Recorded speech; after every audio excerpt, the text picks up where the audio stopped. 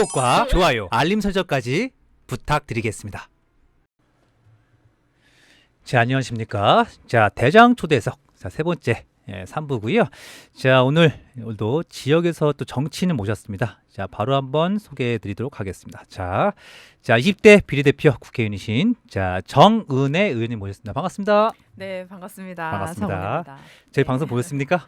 네, 잘 봤어요. 아. 유튜브로 이제 쭉 해가지고 과거부터 네, 아, 대장님의 그 그렇군요. 현란한 언변을. 현란했습니까? 예. 자, 오늘 정은혜 의원님 대해서 좀 알아보는 시간 가질 건데요. 그래서 오늘 이름하여 나무위키 읽어보는 시간. 저희 뉴스대장에서 많이들 연예인들 많이 나와서 얘기했었는데요. 말 그대로 읽으면서 이게 사실이냐 아니냐 뭐 수정사항 있으면 뭐 수정할 수 있게끔 해서 한번 정은혜 국회의원에서 알아보는 시간 갖도록 하겠습니다. 뭐 나무위키 보셨죠? 네, 예, 예. 봤습니다. 근데 이게 제가 그 위키피디아랑 다른 거라고 하시더라고요. 그렇죠? 예. 네, 이제 이거는 뭐 일반인 분들이 여기에 예. 작성을 해서 추가하신다고 하는데 예, 예. 생각보다 많은 내용이 있어서 네. 저도 좀 놀랬던 게 연예인급이세요. 아, 예. 아니 뭐 이렇게 팬들이 많으신지 모르겠습니다. 아니 좀 놀랐네요. 제가 여러 명 연예인들 네. 모셨었는데 이 정도 나와 있는 사람 많지 않았습니다. 아, 감사합니다. 약간 흑역사도 있더라고요. 그래서 좀 해명의 시간도 좀 필요하지 그렇습니까? 않을까 자, 그럼 싶습니다. 차근차근 한번 네. 우리 정은혜 의원에 대해서 한번 알아보는 시간 한번 갖도록 할 건데요. 자, 첫 번째부터 한번 가보도록 할게요. 자, 개요부터 한번 읽을 건데요. 자, 개요 1. 대한민국의 정치인 20대 국회 더불어민주당 국회의원 비례대표를 지냈다. 맞습니까? 네, 맞습니다. 자, 넘어갈게요. 자, 2번 생애 한번 볼게요. 1983년 9월 8일생이며 광역여자고등학교 졸업 후 부산에 있는 신라대학교로 진학했다. 맞습니까? 네, 맞습니다. 부산 출신이십니까? 아니요, 제가 부산으로 유학을 갔습니다. 왜요? 네, 이 부분도 많이 좀 궁금해 하시죠? 예. 그냥 뭐 가감 없이 말씀을 드리면 막 얼마나 공부를 못해서 부산을 갔냐 뭐 예, 이렇게 예. 말씀하시는 분들도 계신데 예. 그 제가 오늘 제 책을 또 한 권 갖고 왔잖아요. 그래서 그쵸. 저희 그 아버님께서 늘 하시던 말씀이 예. 너 하고 싶은 대로 해. 그래서 네가 남한테 피해 안 주면 하고 싶은 대로 다 하고 살아라. 그래서 예. 그 중고등학교 때 약간 공부보다는 예. 약간 뭐 저는 운동도 좋아했고요. 그리고 예. 친구들이랑 노는 것도 좋아했고 항상 반장은 꾸준히 했어요. 학생회 반장은? 활동도 하고. 근데 공부는 조금 많이 안 했던 것 같고 사실 예. 좀 가정 형편도 어려워서 음. 저는 그 학원을 가본 적이 없습니다. 그래서 학원을 다니지도 못했고 어떤 특별한 이렇게 교육을 받을 수 있는 기회가 없었던 것 같아요. 그러다가 이제 경기도권으로 이제 대학을 가려고 결정했는데 사실 저는 부모님 고향도 다 전라도시거든요. 전라도. 예, 근데 아버님께서 너가 부산을 가라. 왜요? 그냥 사람이 없는 데를 가라고 하셨어요. 네가 아는 사람이 없는 데에 가서 예. 혼자 살아남아 봐라. 그러셨어. 이 남성도 아닌데 여성이? 그래서 사실 당시에 이제 아버님이 목사님이신데 저희 교회에서는 이제 예. 어린 딸을 이렇게 보내는 경우가 어디 있냐. 당장 한 20년 전이니까요. 예. 그때만 해도 되게 보수적이고. 근데 이제 아버님께서 그런 말씀 하시더라고요. 뭐 극단적으로 말해서 이제 죽으려면 집에 가둬놔도 죽는다고. 나는 내 딸을 믿는다. 그래서 야. 좀 거기서 성장을 해라 해서 제가 예. 그 신라대학교는 수석으로 졸업을 했습니다. 이야. 그래서 장학금 계속 받았고 우와. 수석으로 졸업을 해서 이제 연세대학교 대학원에 진학을 하게 됩니다. 네. 야. 일단 뭐 책 나온 거 저한테 또 책을 한 것도 몇 권 선물해 주셨는데요. 자, 이게 파란 색깔. 아까 아버님이 말씀하셨던 네, 너 하고 싶은 대로 해. 그걸 갖고 온 거죠? 네 그럼 맞습니다. 아버님한테 저작권 드려야 되는 건 아니에요?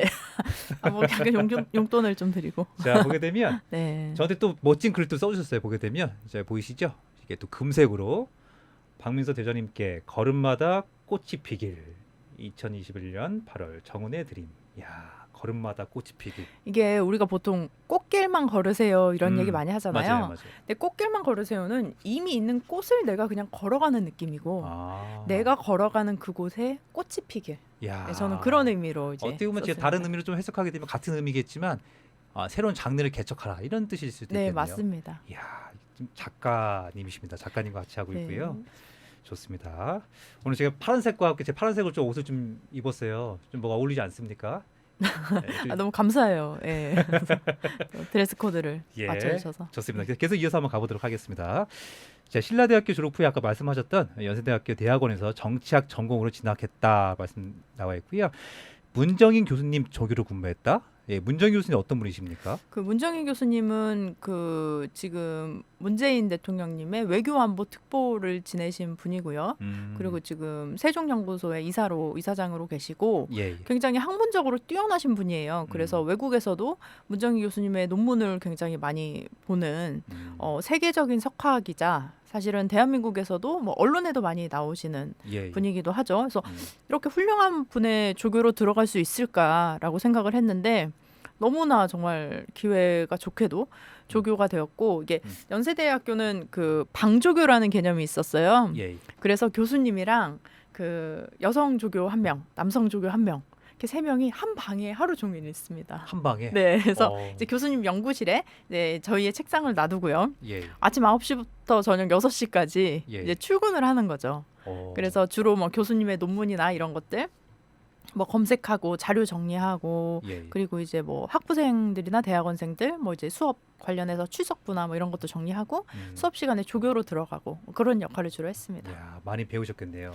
네, 근데 좀 무서웠어요. 아, 무서웠어요? 그러니까 너무나 훌륭하신 분이니까 이제 어. 뭔가 내가 실수를 하면 안 된다 이런 생각이 좀 강했던 것 같아요. 당시에는 내가 조그만한 실수도 나 자신을 좀 채찍질하는 그랬던 시절이었던 것 같아요. 문정인 교수님 네. 연세대학교에 이게 잠깐 좀 유치한 질문이긴 한데요. 문재인 대통령과 관계 있습니까? 문정인 교수님? 네, 지금도 그 외교 관련해서 통일 관련해서 지금 문재인 대통령님에게 계속 조언을 해주고 계시고요. 제가 궁금한 거는 네. 가족 관계냐고 여쭤보는 가족 관계는 전혀 아니고요. 그치, 아니죠? 저기 네. 문정희 교수님은 제주도 출신이십니다. 이게 네네. 글자 한 글자가 틀리잖아 가운데 자만. 그래서 혹시나 해서 여쭤봤어요. 네, 맞습니다. 예, 관계가 없다는 거 하면서 자 넘어갈게요. 2012년 민주통합당 19대 총선 청년 비례대표 후보로 선출되어 김광진, 장하나와 함께 후순위 27번으로 28번이 안상현 씨와 함께 비례 명단에 이름을 올렸지만 당선권 바뀌었다. 실제로 21번 임승희 후보까지만 당선되면서 낙선했다. 그러니까 19대 때도 비례대표 출마하셨던 거네요, 그렇죠? 네, 제가 정당 생활을 한 건 2004년부터고요. 예, 예. 그때 이제 부산에서 신라대학교를 다니면서 예.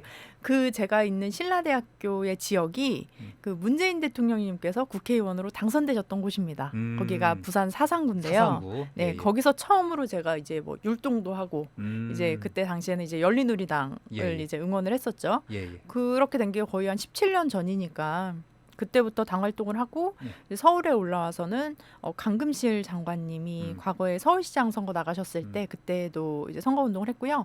그 강금실 장관님은 제가 국회의원이 되었을 때는 후원회 회장님으로 또 계시기도 했습니다. 그리고 이제 2012년에 당에서 민주정책연구원 인턴을 하다가 예, 예. 청년비례 대표 저도 국회의원은 한 40살 50살 돼야 할 수 있다 이렇게 생각을 했거든요. 예, 예. 근데 일단 뭐 서류만 내면 일단 통과될 수 있고 청년 정치인을 뽑는다는 생각에 일단 지원을 했는데 최종 4인까지 갔죠. 총 300명 정도가 지원을 했었거든요. 맞아요. 예, 예. 그래서 그 당시에 조금 근데 후순위를 받아서 27번을 받고 낙선을 했습니다. 그때 되게 재밌었던 게 이게 되게 그때 그 300명 넘게 지원해서 김광진 의원이 1등했던 거잖아요. 네, 맞습니다. 되게 재밌었어요. 저 획기적이기도 했었고. 기억나세요? 아 봤죠 저도. 네. 지금 김광진 의원 같은 경우는 이제 이낙연 캠프에 들어갔잖아요 얼마 전에. 그래서 봤는데 아주 이 김광진 의원이 되게 획기적이었었고 재밌었어요. 청년들에 관련해서 말도 잘했었고 네네. 그런 기억들이 새록새록 기억이 납니다. 자 이어서 이제 지금 말씀하셨던 이후에 이제 민주통합당 상근 부대변인으로 정치 활동하다가 같은 해 18대 대선에서 민주통합당 문재인 후보 선거 캠프에서 부대변인 역임하면서 제6회 전국 동시지방선거에 박원순 서울시장 후보 캠프 선거 캠프에 부대변인 역임했다. 맞습니까? 네, 맞습니다. 아 이거 지금까지 거짓말 하나도 없고 다 맞군요. 네. 팩트만 있군요. 예, 이어서 2016년 20대 총선에서 또다시 비례대표 출마해서 장경태 의원과 함께 청년 비례로 16번을 받았지만 더불어민주당은 13번을 확보하면서 낙선하였다라고 나와 있습니다. 네. 맞습니까? 이거 얘기 좀 한번 해주시죠. 네, 낙선의 연속이네요. 지금 이렇게 보니까 예, 되게 예. 좀 기억이 나는데요. 음, 처음에 2012년에 그 비례대표가 되고 그리고 비례대표 후보가 되고 예, 그리고 예. 부대변인을 하면서 나 스스로를 조금 더 이렇게 개발하고 싶다, 공부하고 싶다 해서 사실 2015년에는 유학을 준비했습니다. 그래서 아, 유학이요? 미국으로 네, 원래 가고 싶었던 곳이 이제 미국의 하버드 대학교에 있는 케네디 스쿨이었는데요. 그래서 2015년에는 관련된 뭐 영어 시험도 보고 원서도 준비하다가 2016년에 이제 합격 이제 소식을 들었죠. 예. 그리고 나서 비례대표의 출마를 그때는 안 하려고 했어요. 근데 과거에는 우리가 300명 중에 이렇게 4명이 뽑히는 이렇게 많은 사람들이 참여하는 그런 구조였다면 예. 2016년에 갑자기 좀 전형이 바뀌었습니다. 어떻게 그러면서 바뀌었습니까? 예. 당에서 오랫동안 헌신한 청년들을 대상으로 뽑겠다. 예, 근데 사실 저는 난데. 그래서 당시에는 지금처럼 청년들이 많지는 않았거든요. 예. 그래서 그럼 한번 출마해보자 하면서 그때 제가 사실 면접 때 그런 얘기를 했어요. 그러니까 한국에서 나는 지방대 나오고 어떻게 보면 돈도 안 되는 정당 활동하고 좀 쓸데없는 봉사활동이나 하는 사람처럼 취급을 받았는데 이 똑같은 경력을 가지고 미국의 최고의 대학인 하버드에서는 네가 대가가 주어지지 않아도 너의 꿈을 쫓아 살았구나라고 판단해서 나를 합격시켜줬다. 근데 나는 대한민국이 그런 사회가 되면 좋겠다. 청년들이 우리는 사실 그래요. 딱 보고 외모로 먼저 스캔을 하죠. 얘는 어느 정도? 그리고 뭐 어느 학교 나왔는지 아니면 연봉이 어딘지 어느 회사를 다니는지 이런 걸로 먼저 스캔을 하고 그 사람을 평가하는 경향이 좀 있는 것 같아요. 사실 저도 없지 않아 있거든요. 근데 그게 아니라 그 사람이 어떤 삶을 살아왔고 어떤 꿈을 꾸었는가 사실 그걸로 평가받아야 하는 것이 아닌가 그런 생각이 들었습니다. 야, 그렇군요. 근데 그때도 뒷번호를 받아서 또 낙선이 됐죠. 낙선하면서. 네. 하지만 16번은 매우 석연치 않다. 법적으로는 여성 후보는 1, 3, 5로 이어지는 홀수 순번을 받아야 하는데 후에 주미 대사가 되는 이수혁 후보의 당선을 염두에 자리 바꿈을 당했다. 이거 뭡니까? 이 얘기가 여기에 써 있네요. 이거 예. 사실 많이 모르시는데 예. 이게 또 김대중 대통령님께서 만드신 법이에요. 그래서 예. 여성의 정치 참여를 늘리기 위해서 홀수 번호는 이제 여성으로 배치하여야 한다라고 되어 있는데 예. 실제 거기에는 처벌 조항은 없습니다. 그래서 사실은 제가 그러면 저의 추측이지만 15번이 아니었을까 싶은데 이제 일단 16번으로 이제 바뀌었고 남성인 이수혁 후보가 이제 15번이 되었었는데요. 이때는 뭐 처벌 조항이 없었는데 제가 좀 여성 정치 참여에 기여를 했다고 해야 할까요? 어쨌든 이제는 그 공직선거법이 개정이 되어서요. 만약에 여성을 홀수에 배치 안 하면 그 당의 비례대표는 전부 다 무효가 됩니다. 그 넘버가 다 무효가 되게 되겠거든요. 공직선거법에 의하면. 네. 그래서 뭐 그런 상황이 있었습니다. 그리고 그렇군요. 그때 했던 그 장경태 후보는 이제 또 지금 국회의원이 되셨고요. 그래서 뒤에 나오는데 공직선거법이 2018년에 개정되어서 이제는 남녀 동수로 비례 후보를 공천하면서 여성에게 짝수 순번을 줄 경우 후보 등록이 무효 처리된다. 이게 말씀하신 게 지금 나와 있고요. 같이 비례대표 선출된 장경태 서울시당 대변인 청년위 부위원장은 아예 훌쩍 떨어진 24번에 배정되었다라고 이렇게 나와 있습니다. 자, 선거 이후에 2016년 아까 유학 가신다고 말씀하셨잖아요. 하버드대학교 케네디 공공정책대학원에 진학했고 2018년 공공정치학 석사과정을 마쳤다. 같은 학교에서 만난 5살 연하 남편 결혼해서 딸을 낳았고 현재 남편의 학업 동료와 함께 2019년 2월 귀국했다라고 나와 있습니다. 하버드에서 만나셨군요. 네. 5살 연하. 이게 참 학교가 좋은 것 같아요. 네. 예. 왜냐면 보통 우리가 회사에서 만나면 이렇게 나이대로 어떻게 보면 직급이 대충 그쵸. 정해지니까요. 맞아요. 이렇게 어린 남성을 만날 기회가 좀 적은데 음. 학교기 때문에 우리도 동기였고요. 예. 남편은 그 전에 이제 콜롬비아에서 MBA를 마치고 이제 들어왔는데요. 예. 제가 83년생인데 남편은 88년생입니다. 좋네요. 네, 그래서 지금도 굉장히 뭐 아이도 잘 키우고 내가 팔팔 사실 예. 네, 근데 마지막 학기에 저희가 이제 혼인 신고만 하고 다시 그러니까 한국에 귀국해서 혼인 신고하고 들어가서 이제 같이 살게 됐거든요. 예. 근데 이제 사실 아이가 이제 또 그 예상하지 못하게 또 아이가 생겨서 제가 미국에서 또 마지막 학기는 거의 임신을 해가지고 학교를 다녔어요. 그래서 여기에는 없지만 예. 제가 진짜 졸업한 게 맞냐 이러면서 약간 음. 의혹을 제기한 분들이 많더라고요. 그래요? 근데 예. 실제로 무사히 이제 학교를 마치고 졸업을 했습니다. 야, 아이를 가지면서 졸업했다는 게 쉽지가 않은 일인데. 네. 열정이 넘치는 것 같은데 그래서 이제 그런 거 나오지 않을까 생각이 네. 듭니다. 한번 보겠습니다. 귀국 이후에 전업주부로 생활하고 있었는데 비례 15번이었던 이수혁 더불어민주당 의원이 주미대사로 취임하여 2019년 10월 11일 비례대표 국회의원직을 승계받았다라고 나와 있습니다. 그리고 임기는 불과 다음해 5월 30일까지 7개월 20일 했다라고 맞습니까? 네, 맞습니다. 아 이렇게 이제 네. 그 이수혁 그 이제 의원이 결국 저기 갔군요. 어디로 갔습니까? 주미대사. 네, 그래서 제가 예. 제가 미국에서 왔는데 예. 이수혁 대사님이 미국으로 가시는구나. 그래서 너무 잘 됐죠. 예, 미국에 이제 예. 대사로 가시면서 음, 예, 제가 또 승계가 되었고 음, 굉장히 짧은 기간이라 좀 아쉬운 점은 굉장히 많아요. 근데 음. 그럼에도 불구하고 사실은 이 짧은 기간도 정말 기회를 얻지 못하는 분들도 많잖아요. 맞죠, 그래서 맞아요. 너무나 감사하고 예, 음. 굉장히 좀 행복했던 기억이 있습니다. 네, 7개월 20일 했다는 거 네. 말씀드리고요. 자, 의원직 승계 선서 이후 국회 산업통상자원 중소벤처기업위원회와 여성가족위원회 위원으로 선임되었다. 정은혜 의원은 지금이라도 국회에 들어갈 수 있게 돼서 감사하게 생각한다고 말했다. 기억나십니까 이때? 네. 이때 승계 선서 어떤 거였습니까? 아, 네. 그래서 일단 음. 중간에 들어가는 건 좋은 것 같아요. 왜냐하면 예. 보통 국회의원은 그 뭐 4월 15일에 이렇게 총선 결과가 딱 나오잖아요. 예. 그러면 바로 선서를 300명이 같이 일어나서 합니다. 맞아요. 근데 저는 혼자 단독으로. 예, 단독으로 앞에 나가서 선서하고 굉장히 연습을 많이 했어요. 그리고 예. 아마 그 영상이 유튜브에 있을 텐데 어. 선서를 하고 나서 음. 의장님과 악수를 하는 장면이 있거든요. 예, 그게 그 약간 어떤 보면 순서예요. 대본에 음. 있었는데 예. 제가 악수를 하려고 의장석이 근데 생각보다 높더라고요. 그래서 어. 손을 뻗었는데 의장님이 저를 못 보신 거죠. 그래서 제가 깡총깡총 뛰어서 그 악수 안에서 깡총 은혜라는 별명을 얻게 됐습니다. 국회의사당에서 그 안에서 네, 그 본 크잖아요. 네, 예. 회의실 음. 굉장히 크잖아요. 굉장히 네. 좀 엄중하고. 맞아요. 그래서 맞아요. 깡총깡총 뛰었죠. 깡총깡총. 네. 자, 계속 이어서 가보겠습니다.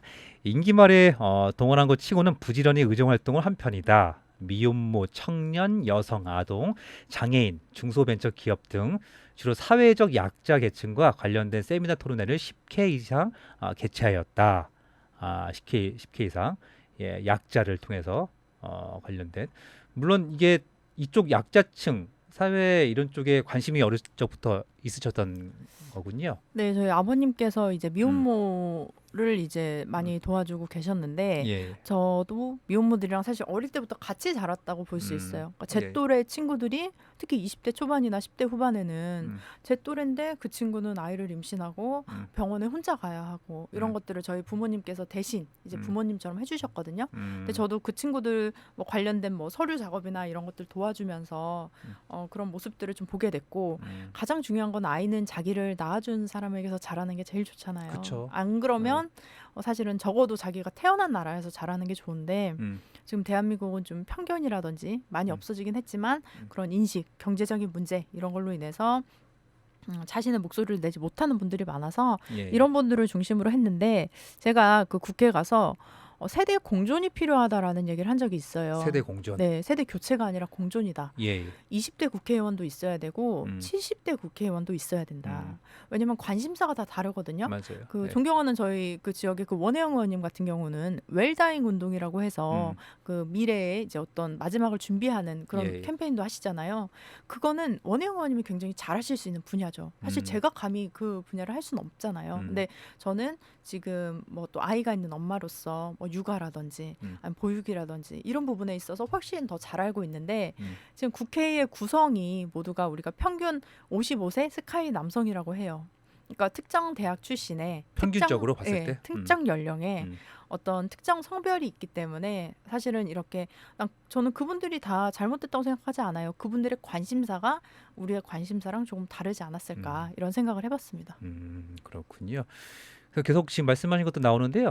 육아휴직 제한을 완화하는 내용의 일명 라떼 파파법을 대표 발의했다. 이거 라떼 파파법 뭐예요?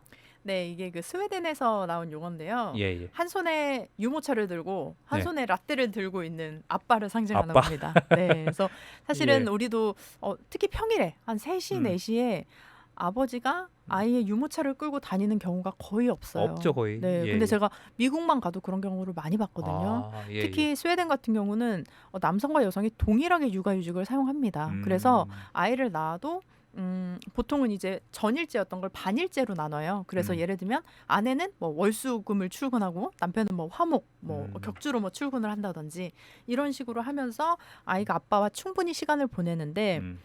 대한민국에서는 과거에 급속한 성장을 이루면서 좀 아빠가 ATM이다 이런 음. 얘기 많이 하잖아요. 그쵸. 근데 그 말은 저는 아버지도 아버지 나름대로 내가 집에 돈을 벌어다 주는 것이 아버지로서의 역할을 하는 거다라고 생각을 했던 것 같아요.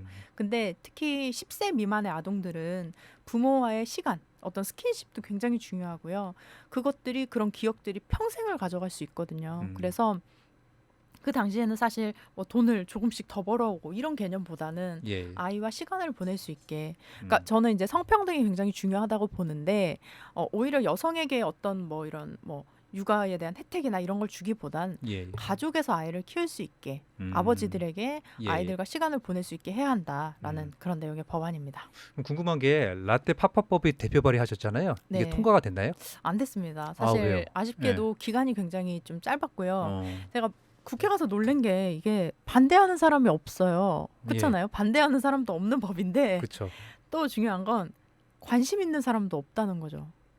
그래서 그러니까 저한테도 굉장히 의원님들이 좋은 법이야, 너무 필요한 법이야라고 말을 하면서 예를 들면 그분은 뭐 탈핵, 뭐 원전, 뭐 이런 거 관련해서 열심히 또 캠페인을 하시고.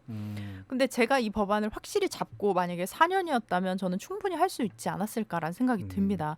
그리고 공론화하는 것도 굉장히 중요하거든요. 중요하죠. 국민 여러분들한테 이슈를 만들고 그래야 되는데 그런 시간이 좀 부족했다. 왜냐하면 임기가 짧았는데 그쵸. 사실은 한 5개월 이상은 선거 기간이었거든요. 그러니까 다음 총선이었기 때문에 예, 예. 저는 출마를 하지 않았지만 음. 다른 의원님들이나 국민 여러분들은 이제 많이 선거에 관심을 갖게 되셨죠. 그렇죠. 네. 그래서 묻혔군요. 네, 그렇죠. 안타깝네요. 자, 그래서 이어가도록 할게요. 조두순 출도를 앞두고 성범죄 가해자가 출소 후 적용받는 피해자 접근 금지 범위를 5배로 확대하는 내용의 일명 조두순 접근 금지법을 대표 발의했다라고 했습니다. 이것도 말씀 좀 해주시죠. 네, 예전에 그런 얘기가 있더라고요. 국회는 리더가 아니라 팔로워들이 보인 곳이다. 그러니까 국회의원들이 뭐 정말 주도적으로 해나가야 하는데 사회에서 뭔가 요청이 있고 어떤 예. 우리가 큰 사고들 뭐 이렇게 터지면 그때서야 이제 의원들이 움직이잖아요. 음. 조두순도 사실은 올해 이제 작년에 이제 출소를 했죠. 근데 이제 예. 제가 있을 때는 2019년이었어요. 그러니까 1년 전이었죠. 그래서 저는 제가 국회의원이 있었고 그리고 1년 전에 미리 예방을 해야 된다라는 차원에서 법안을 발의했는데 사실 또 관심을 안 가지시더라고요. 그리고 특히 가장 큰 문제는 조두순이 출소를 했을 때 피해 아동에게 100m까지 접근이 돼요. 근데 100m라고 하면 우리가 사람을 인식할 수 있는 거리기도 하거든요. 그렇죠. 인식 가능하죠. 네, 굉장히 공포스러울 그쵸. 수 있을 것 같아요. 그래서 네. 조두순이 제2의 조두순이 안 나타나는 것도 중요하지만 일단 그 피해 아동을 위해서 조두순 출소를 앞두고 이런 법안들을 만들어야 한다라고 제가 또 국회에서 엄청 외치고 예. 예, 뭐 캠페인도 하고 이게 연예인분들도 좀 참여해 주셨어요. 그래서 누구요? 저희가 뭐 네. 안영미 씨라든지 그 샵의 이지혜 씨, 그래서 제가 100m를 이렇게 뛰는 챌린지를 한 거죠. 근데 100m를 딱 뛰고 나면 사실 뭐 10초, 뭐 10몇 초 이렇게 20초 막 이러잖아요. 예. 그걸 딱 뛰고 나서 100m로는 우리 아이들을 지킬 수 없습니다. 조두순 접근 금지법을 통과해야 합니다.라는 챌린지를 했는데 그런 연예인분들도 이런 영상을 찍어서 본인의 인스타에 올리기도 해주셨습니다. 그랬군요. 그래서 발의한 거 어떻게 됐습니까? 이것도 안 됐죠. 안 근데 됐군요. 다행인 것은 지난해 조두순 출소를 앞두고 이제 우리 당의 정춘숙 의원님께서 이 법안을 약간 재해석하셔서 또 발의를 하시고 통과된 걸로 제가 알고 있습니다. 그렇군요. 거기 일조하셨다고 말씀드릴 수 있겠군요. 자, 이어서 성범죄 취업 제한 기관 대상에 키즈 카페, 실내 놀이터, 물놀이장, 성교육 전문기관 등을 추가하는 내용의 성범죄자 키즈카페 취업금지법도 대표 발의했다라고 했습니다. 이건 뭐 지금 말씀하신 것처럼 그냥 동의할 수밖에 없겠는데 내용상은. 근데 내용보다 잘 보시면 예. 성범죄자가 그럼 기존에 이런 곳에 취업할 수 있다는 거야? 라고 예. 볼 수 있죠. 그러네요. 너무 섬뜩하죠. 지금도 지금 네. 어때요? 이것도 법안이 아마 통과가 안 됐을 것 같은데요. 좀 제가 좀 확인을 해봐야 오늘 될 것 같습니다. 성범죄자 얘기 나오니까 어제도 되게 네. 뜨거웠었죠. 그 15범 저기 나와서 그 네. 여성 2명 네, 살인해 갖고 맞습니다. 집안에 시체가 있었다는 네. 것들 보면서 이거 좀 있어야 되지 않을까 생각이 들긴 들어요. 우리는 사각지대가 좀 있지 않나 생각이 들고 네. 하여튼 그 내용도 들어보니까 뭐 제가 길게 얘기할 건 아닌데 아니, 신고가 들어오면 경찰도 수사권이 좀 있어갖고 따고 네. 문 따고 들어갈 수 있는 그런 게 좀 있어야 되는 거 아니에요? 그래서 네. 사실은 그런 부분도 굉장히 중요한데 성범죄자 같은 경우는 가장 중요한 것이 반복이 되는 경우가 많다는 겁니다. 그래서 사실은 성범죄자를 처벌하는 것도 굉장히 중요한데요. 그와 함께 교화하는 과정이 있어야 되는데 대한민국에서는 처벌도 약하고 교화도 하지 않으니 정말 재범, 산범 그래서 이런 경험들이 그래서 결국에는 피해자들만 피해를 보게 되는 경우가 많죠. 그러니까요. 하여튼 그런 것들 보면서 오늘도 뉴스가 시끄럽더라고요. 보니까요. 자, 계속 이어서 가겠습니다. 2020년 21대 총선에서 원혜영 의원이 불출마를 선언한 부천시 오정구에 출사표를 던졌다. 그러나 경선에서 서영석 전 대한약사회 정책기획단장에게 패하여 탈락하였다라고 했습니다. 제가 지금 이때 의원님 뵀었어요. 아, 그래요? 몇 번 뵀었는데 기억을 못 하시더라고요. 어디서 뵈셨나요, 저를? 어디서? 예, 지금 오늘- 그때 열심히 하시는 거 봤습니다. 아, 예, 그렇구나. 직접 악수도 한번 네. 했었고요. 아유, 예. 영광이네요. 이때 한번 말씀해 주시죠. 그때 네. 세 분 나왔었잖아요. 네네. 예, 그때 말씀해 주시죠. 누구 뭐 네, 했는지. 그 예. 지금 서영석 의원님 그리고 김만수 전 부천시장님 저 이렇게 나왔는데요. 사실 제가 또 갑자기 승계가 된 거고 또 미국에서 귀국하고 얼마 되지 않아서 승계가 된 거기 때문에 제가 오랜 시간 뭐 지역구 선거를 준비할 수 없었고요.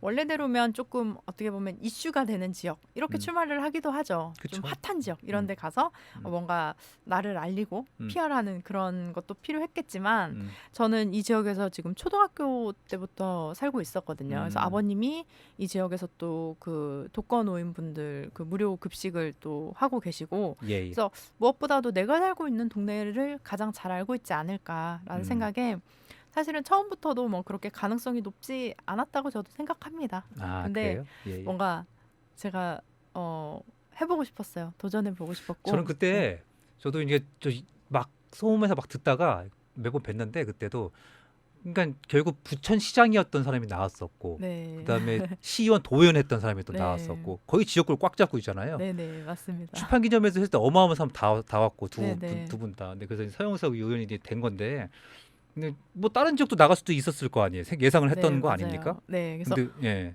그렇죠. 원래는 이제 이런 연고가 필요 없는 지역들도 있거든요. 뭐 이렇게 그러니까요. 약간 뭐 사고 지역이라든지 아니면 뭐 좀 이렇게 뭐 예를 들면 종로나 뭐 이렇게 조금 이렇게 이슈가 될 수 있는 지역이라든지 그런 경우들도 있었는데 근데 제가 너무 좀 남편이 저보고 가끔 선비라 그래요. 선비. 선비 같다고. 그러니까 뭔가 저는 막 원칙, 원리 그리고 내 신념, 내 마음이 움직이지 않는 곳엔 안 갈 거야. 막 이런 약간 그런 게 좀 없어져야 되나요? 모르겠네요. 정은혜 의원은 선비다. 네, 그래서 남편이 좀 재미없다. 그러면서 너무 원리, 원칙 뭐 이런 것만 중시하는 거 아니냐라고 하는데 예. 규칙도 굉장히 좀 중요하게 생각을 하는 사람이긴 하거든요. 그래서 규칙. 뭔가 제가 좀 새로운 것들에 도전을 해볼 수도 있지 않았을까라는 생각이 드는데 뭐 지금 후회는 없습니다.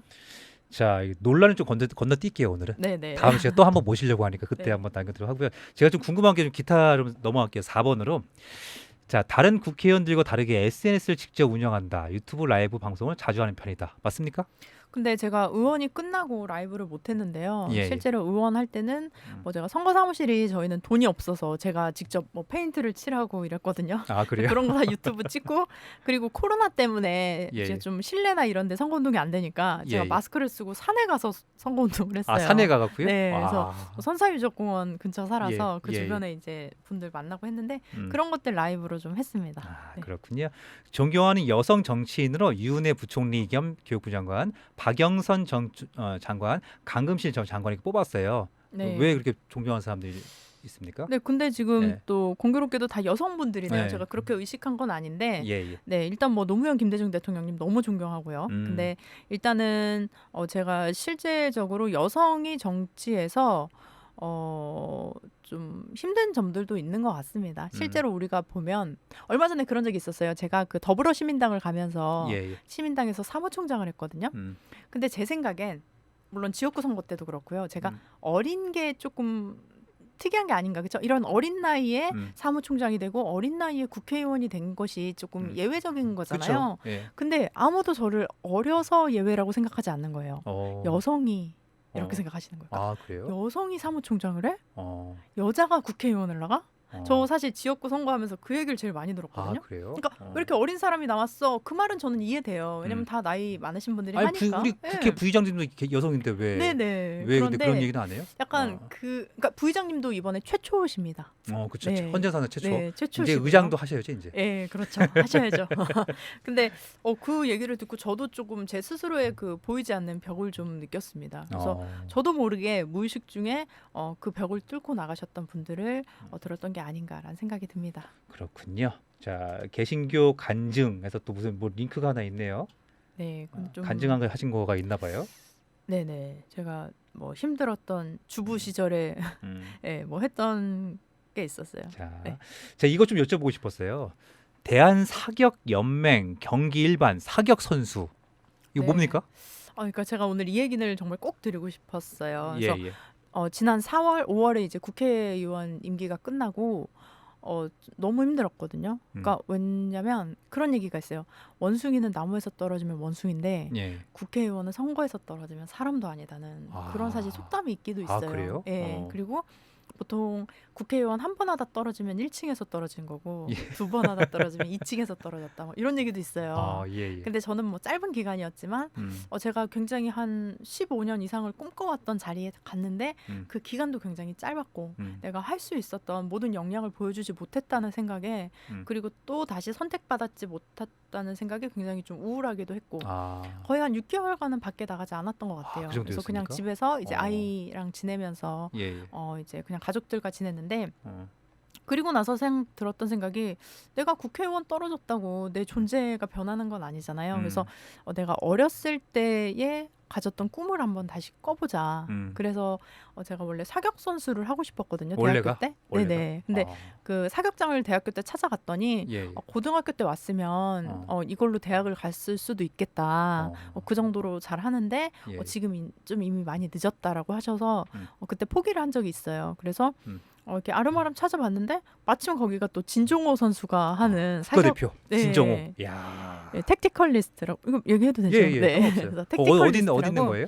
근데 네. 좀 멀어요. 그 신구대학교라고 신구대학교? 분당에 있는데요. 분당에? 예, 예. 네, 거기까지 제가 그래서 초보 운전인데 운전까지 배워서 부천에서 분당까지 예. 네, 야. 차를 몰고 갔는데 가서 그냥 저는 이제 취미로 이제 사격을 배웠는데 예, 예. 거기 계셨던 코치님이 그러면 선수 등록을 한번 해봐라. 예. 그리고 선수로 등록을 해야 총을 살 수 있고요. 아, 등록을 해야 돼요? 네, 그리고 총을 사야 그러니까 제 소유의 총이 있어야 대회를 나갈 수 있어요. 아, 다 자기 거군요, 그게. 네네. 아, 그러면 선수 등록을 아무나 할 수 있는 거예요? 네, 사실 그거는 일반인도 누구나 할 수 있습니다. 저도 할 수 있는 거예요? 네네. 아, 오늘 그래요? 당장 하셔도. 네. 아, 예. 근데 준비할 서류들이 굉장히 많아요. 많아요? 네, 나중에 총까지 구매하려면 예. 예. 뭐 정신과 진료도 받아야 되고 아, 그래요? 어떤 신체적으로 문제가 되는지 뭐 이런 예, 것도 예. 확인을 해야 되고 음. 그런 서류 절차들이 되게 복잡한데 음. 지금 제 총은 이제 오정 경찰서에 등록이 되어서 등록이 있어서. 제가 이렇게 가지고 다닐 수 없고요. 예. 예. 총을 운반할 때마다 이제 그 경찰서에서 신고를 해서 아. 이동하고 지금 대회를 원래 여름에 나가려고 준비를 했는데 올해 여름에. 네네. 어. 근데 지금 코로나 때문에 네. 대회가 계속 좀 취소가 되고 있어요. 딜레이 연기되고 있는 거죠? 네네. 그래서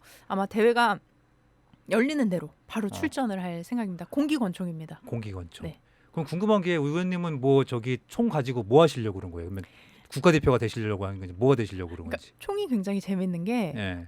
국가대표 선발전을 하거든요. 어. 그래서 만약에 저도 실력이 있으면 다음 프랑스 그 파리 올림픽에 아. 나갈 수 있어요. 아, 그래요? 네, 그러니까 아. 제가 근데 사실 그만큼 실력이 안 되겠지만 신종호 선수 나이 많잖아요. 네, 진종호 선수도 이번에 일본에도 갔다 오셨죠. 맞아요. 그래서 뭐 아쉽게 메달을 따진 못했지만 다음에 또 뭐 아시안 게임이라든지 다음 파리 올림픽도 지금 생각을 하고 계십니다. 근데 저도 특히 사격 같은 경우는 40대, 50대까지도 현역 선수들이 많으셔서 맞아요. 좀 나이 들었을 때도 할 수 있을 것 같다. 그러면 사격의 매력이라면 뭐겠습니까?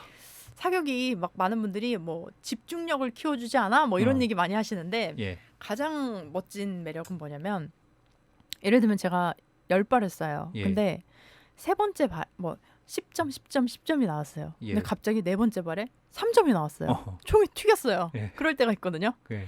근데 3점이 나왔을 때도 예.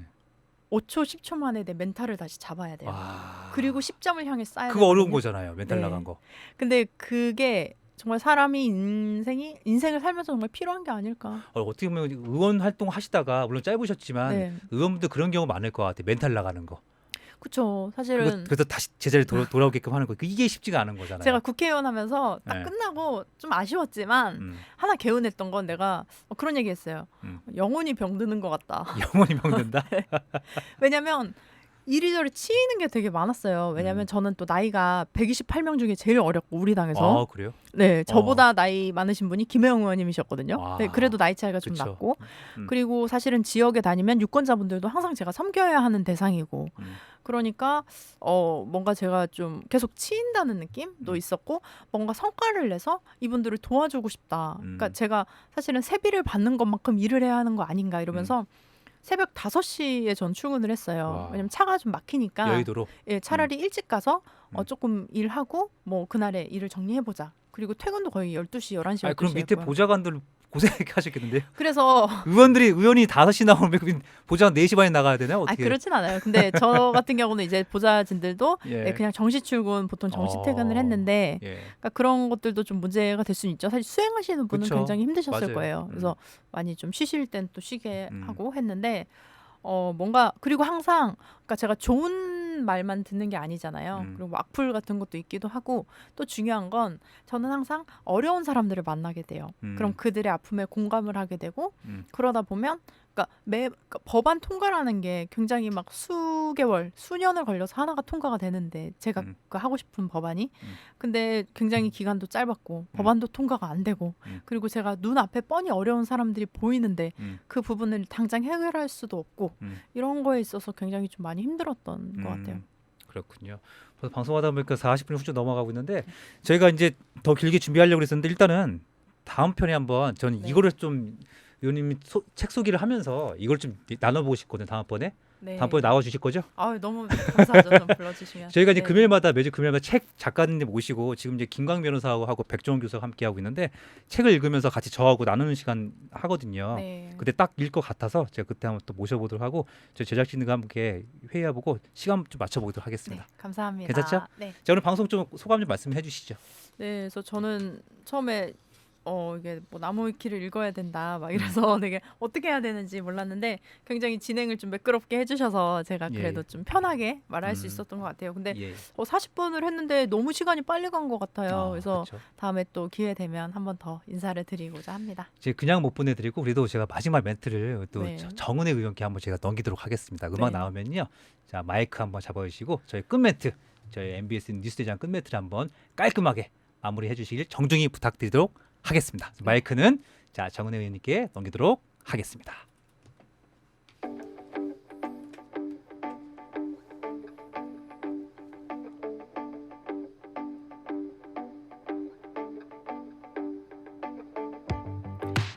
뉴스대장이 준비한 시간은 여기까지입니다. 현재 전국이 대체로 흐립니다. 30일 내일은 중부지방을 중심으로 강한 비가 내리겠습니다. 비는 아침 중부 서해안부터 시작돼 오후에 전국 대부분 지역으로 확대될 것으로 예보됐습니다. 시청자 여러분 건강 유의하시고 구독과 좋아요 눌러주세요. 오늘의 뉴스대장 여기서 마치겠습니다.